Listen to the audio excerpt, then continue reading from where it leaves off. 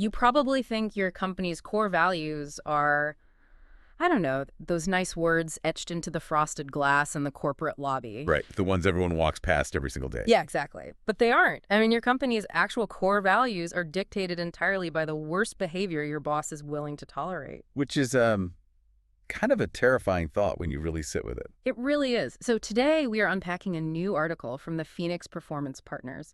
It's titled "The Public Verdict: Promoting for Results and Character." Yeah, and it's a great read. It totally dismantles how we typically think about career advancement. I mean, it argues that the loudest signal a company ever sends about its true DNA isn't an all-hands meeting or, a glossy mission statement. No, not at all. It is who just got the keys to the corner office. And that framing fundamentally changes how you have to view workplace dynamics. Oh, completely. Because whether you are the leader making the call on who gets the new title, or you're just sitting at your desk watching those organizational announcements roll into your inbox. Right, checking your email like, who got it this time? Exactly. You are about to see these leadership decisions through a completely different lens. Okay, let's unpack this. Because the core thesis of this piece from Phoenix Performance Partners is, well, it's a massive paradigm shift. It really is. We spend so much time analyzing how companies hire, right? Mm-hmm. But this article argues we are focusing on the wrong milestone entirely. What's fascinating here is the contrast the authors draw right at the beginning of an employee's life cycle. Yeah. They look at the chronological start, hiring, and contrast it with the later stage of promotion, just to explain why the stakes are astronomically different. The phrasing they use is just so good. Yeah, they phrase it beautifully. They say, a hire is a private bet on a stranger. A promotion is a public verdict on someone everyone already knows. A public verdict, I mean, that carries so much weight. It really does. Because when you're hiring someone, you're essentially gambling. You look at a polished resume, you conduct a few rehearsed interviews. Everyone's on their best behavior. Exactly. And leadership is forced to guess about a character they cannot actually see in action yet. Right. And frankly, very few people in the company are watching that hiring decision happen anyway. So the stakes, culturally speaking at least, are relatively contained. Yeah, and the visibility shift is the crucial mechanism to understand here. What do you mean by that? Well, when leadership decides to promote someone, the entire organization, every peer, every subordinate, every cross-functional partner, they've all already witnessed the reality of how this person operates. Oh, absolutely. They've seen them in the trenches. Exactly. They've seen them under the intense stress of a missed deadline. They know firsthand if this person, shares the credit when a project succeeds. Or if they miraculously hoard all the glory for themselves at the finish line. Right, which happens all the time. They know if this person tells the truth when it costs them something, or if they, conveniently throw a junior team member under the bus just to save face. Everyone knows. It actually reminds me of the dynamics in professional sports. Okay, how so? Well, hiring is the equivalent of drafting an unknown rookie based purely on their college stats. You hope the tape translates to the big leagues, but nobody really knows for sure. Right, it's a bet. But a promotion, however, is like giving the team MVP award to a 10-year veteran at the end of a really grueling season. Oh, I see. Because the locker room already has a verdict on that veteran. Exactly. I mean, everyone in that locker room has seen their behavior every single day. They know if that player is a selfless leader who elevates the roster or a toxic locker room cancer who only cares about their own stats. Yeah, the players know the truth. So when management hands over that MVP trophy, everyone on the team is holding their breath. They're waiting to see if leadership actually rewards the reality they all just lived through, or if management only cares about the scoreboard. Following that analogy, when leadership delivers their public verdict via a promotion, the employees aren't really evaluating the person being promoted anymore. Wait, they aren't? No, they're evaluating the leadership. They're evaluating the integrity of the organization itself. Oh, wow. That makes sense. Because if everyone already knows the behavior of the person getting promoted, the focus immediately shifts to the audience, the watchers. Which brings us to the most uncomfortable part of this dynamic, I think. Yeah. If the audience already knows the truth, what happens when leadership makes the wrong public verdict? It's a disaster. The article paints this picture of a corporate gap that I bet you, the listener, have experienced at some point in your career. Oh, almost certainly. You have the company that preaches teamwork and people first in every weekly newsletter, Mm. but then, they promote the high performer who hits absolutely every financial target Right. while leaving behind a massive trail of burned out colleagues, withheld information, and just quiet, simmering resentment. The proverbial brilliant jerk. They Yes. get the title, and the watchers take notes. But wait, I'm actually a bit stuck here. I want to play devil's advocate for a second for the executives and founders navigating this. Go for it. Isn't business ultimately about survival and the bottom line? Well, yes, but I mean, if I am a CEO and my top salesperson is single-handedly driving 40% of our departmental revenue, they are literally keeping the lights on. sure, the numbers are important. If they are a total jerk to work with, but they have the absolute biggest numbers in the results column, are you realistically telling me I have to deny them the vice president title? Yes. But do I just risk them taking their 40% revenue share to a competitor? I mean, how does a business survive if they don't promote their top earners? It is the most common trap in modern management. And it is the exact reason toxic cultures persist, despite good intentions. Because leaders feel trapped by the revenue. Exactly. But you have to look at the underlying mechanism here. The shadow cost of a results-only verdict isn't paid by the person you just promoted, Right, because they're thrilled. right? They got the corner office, their ego is stroked, No. they are happy. The cost is paid entirely by the watchers, specifically the culture carriers. The people holding the duct tape and glue of the company together. Yes, every healthy organization has them. They are the individuals who stay late to mentor the struggling new hires. Yeah. They are the ones who ensure cross-departmental collaboration actually happens smoothly rather than turning into a turf war. The ones doing the unglamorous work. Right. They slow down to do things ethically and correctly. These people are the actual engine of your long-term stability. Okay, I'm tracking with you. Now, imagine they have watched this toxic high performer operate ruthlessly for 2 years. And today, they watch that ruthless person get the vice president title. They realize the entire game is rigged, like the frosted glass in the lobby is a total lie. Exactly. They draw the only logical conclusion available to an intelligent professional. The values on the wall are completely negotiable as long as the numbers are good enough. Wow. This is where the authors lay down that powerful axiom. Your culture is shaped by the worst behavior the leader is willing to tolerate. That line gives me chills. By promoting that behavior, you are not just tolerating it, you are institutionalizing it. You are handing everyone a new map of the territory. And when those culture carriers receive that new map, they really only have 2 choices. Okay, what's the first one? The first choice is adaptation. They adjust their behavior downward to match the newly revealed reality. Oh, that's depressing. It is. They stop mentoring because it doesn't get rewarded. Yeah. They start hoarding information to protect their own metrics. Because they've seen that teamwork doesn't actually get you the corner office. Right. They become ruthless because you, the leader, just taught them that this is the actual path upward. So they basically become a version of the brilliant jerk just to survive the ecosystem. Exactly. And the second choice. They leave. Yeah. They take their collaborative, ethical talents to a competitor who will actually value their methodology. So to answer your pushback about the CEO needing to survive, Right, my devil's advocate scenario. yes, the toxic performer brought in revenue today. But by promoting them, you just destroyed the internal mechanics that generate revenue tomorrow. You traded a short-term bump in the quarterly results for long-term operational decay. I mean, if the cost of a results-only promotion is a mass exodus of your best talent, leaders are backed into a terrifying corner. They are. Because they still need to hit revenue goals to survive, but they can't afford to alienate their culture carriers. How do they thread that needle?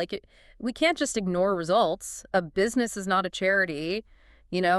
Targets still have to be met. If we connect this to the bigger picture, a values-based promotion does not mean ignoring results at all. Oh, okay, good. It's not about promoting the nicest person in the office who never hits a single quota. That would just swing the pendulum into a completely different kind of dysfunction. Right, a very polite banker. Exactly. It means refusing to read results in isolation. You have to evaluate 2 dimensions simultaneously, what the person achieved and how they achieved it. So it's almost like building a matrix. Strong results plus lived values equals a clear, unambiguous yes. Yes, but the critical test of that matrix is the inverse.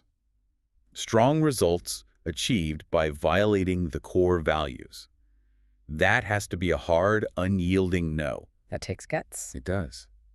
But if you never say no to a top earner who violates the culture, you not actually have a culture. You just have a marketing brochure.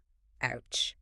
But how do we actually measure the how? That is the part that always seems to trip companies up, I think. It's definitely the harder part. Because measuring the what is easy. You look at a spreadsheet, you look at sales numbers, you look at, lines of code It's shipped. a binary. Yeah.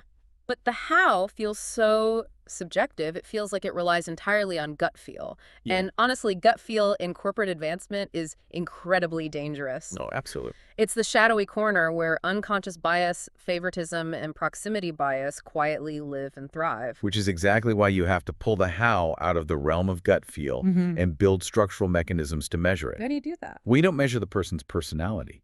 You measure the wake they leave behind them. Yeah.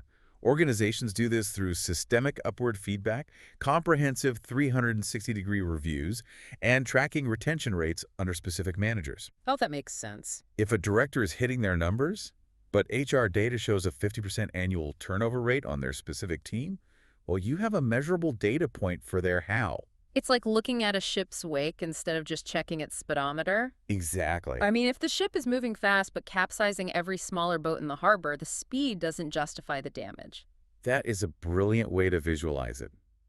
The Phoenix Performance Partners text gets very actionable here by suggesting we change the actual language of promotion criteria. Okay, what do they suggest? We have to move away from vague, outcome-only requirements. Oh, I loved this part. The article gives such concrete examples of this. Yeah, walk us through them. So instead of a promotion requirement simply being exceeded sales targets, which Yeah. is just a raw number, you change the structural criteria to exceeded sales targets while developing the people around them. Right, it adds that second dimension. Or instead of a bullet point reading drove the project to completion, it becomes drove the project to completion in a way that left the team stronger and more trusting than before. It forces the evaluator, by definition, to look at the collateral impact of the achievement. Yeah, you can't ignore the wake anymore. Exactly.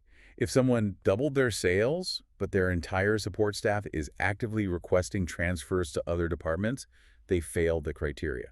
Period. And it takes the emotion out of the rejection. Yes. You can actually sit down with that toxic high performer, point to the written requirement and say, hey, you absolutely crushed the numbers and we value that. But you failed the development metric, which is a prerequisite for this role. It grounds the conversation in stated, measurable values rather than personal friction. Which is so much easier for a manager to deliver. Moving from theory to that kind of practice is where organizations face their true reckoning, though. Yeah, I imagine that's the hard part. It is very easy to rewrite criteria on a PDF document and email it to the HR department. Anyone can do that. But it is entirely different to hold a leadership team accountable to those new words when a massive promotion is on the line. To bridge that gap, the authors introduce a concept they call the audit. Yes, the audit. I feel like this is the most actionable takeaway for the leaders navigating this deep dive. Walk us through how a company tests if they are actually living up to these standards right now, in real time. It is a deceptively simple but often brutal exercise. Okay, I'm ready. Imagine a leadership team sitting around a table. You pull the personnel records of the last 3 to 5 promotions your organization just finalized. Okay. You look at each file and you ask honestly, did we promote this person primarily on their results? That's a tough question. For each of those 5 individuals, can this leadership team point to specific value-aligned behaviors that justify the advancement?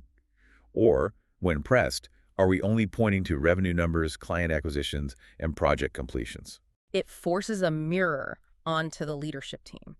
I can just imagine the uncomfortable shuffling of papers in that boardroom when a CEO asks, wait, did we promote John because he actually embodies our collaborative values or simply because he closed the Miller account last quarter? The silence in that room is usually the answer. Ouch.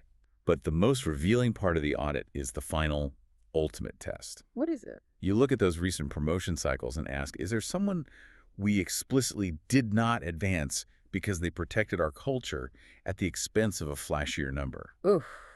Who did we say no to because they did things the wrong way, even when it was highly profitable? Exactly.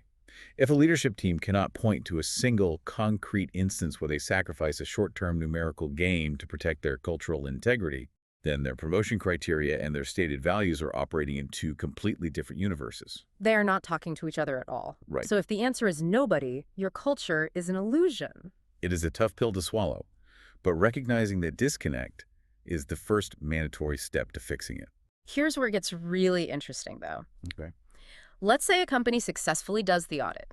They feel the pain, they rewrite their criteria, they track the data. They do all the hard work. Right. And 6 months later, they finally identify the perfect candidate. Someone who absolutely crushed their targets and elevated everyone around them. They have the what and the how perfectly balanced. The unicorn. Exactly. But the article brings up this whole other dimension that I had never really considered before. The emotional layer of the delivery. Oh, yes. The announcement itself is a critical variable. The text argues that even with the perfect criteria and the perfect candidate, the way leadership announces the promotion matters just as much as the choice itself. It really does. Like, if you promote someone for their incredible character, their mentorship, and their teamwork, but the CEO announces it in a company-wide email with a generic shrug and a massive chart showing only their sales numbers. You have just entirely undercut your own message. The watchers, those culture carriers we talked about, notice that mismatch immediately. They don't miss a thing. No.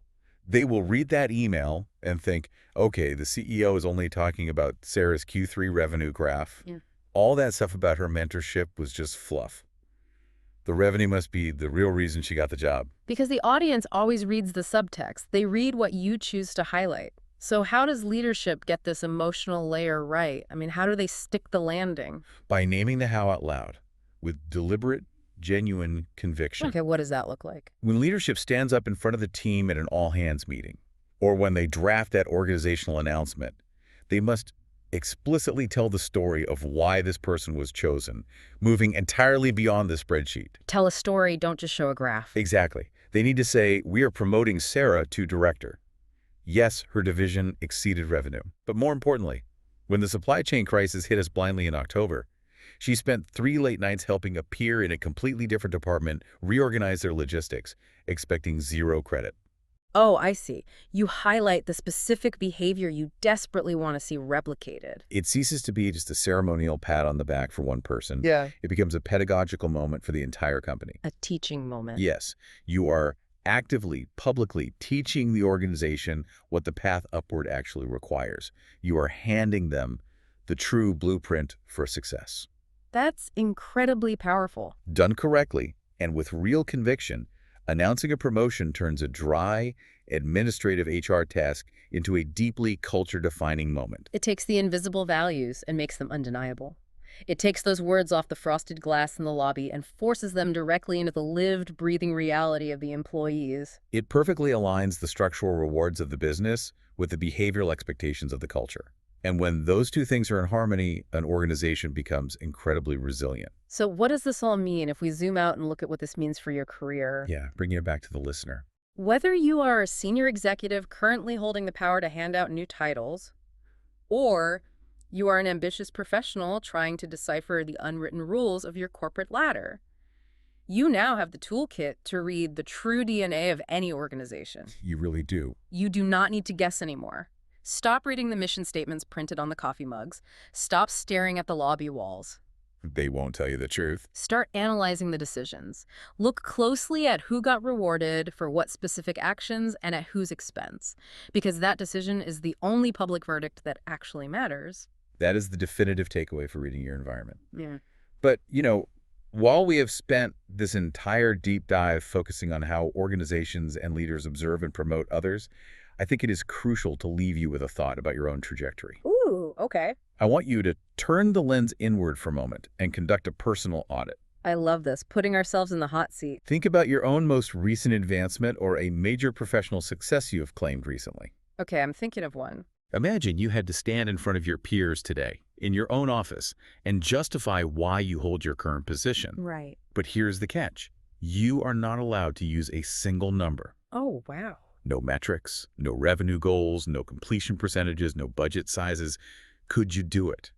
What specific value-aligned behaviors would the watchers in your own office say earned you your spot? If you strip away the numbers, does your how still stand up to the light? That is a brilliant, slightly intimidating question to sit with. It definitely changes your perspective. The next time you walk past that frosted glass wall in the lobby, ask yourself if your daily actions actually match the etching. Thank you for exploring this with us today. Keep diving deep.